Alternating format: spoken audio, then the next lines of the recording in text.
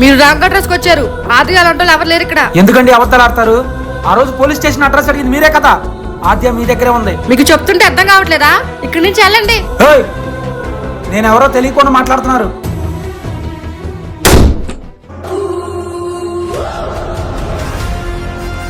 Idiot.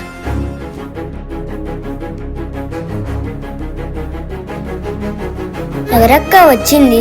ఎవరో గోపి అంటమ్మా. గోపియా?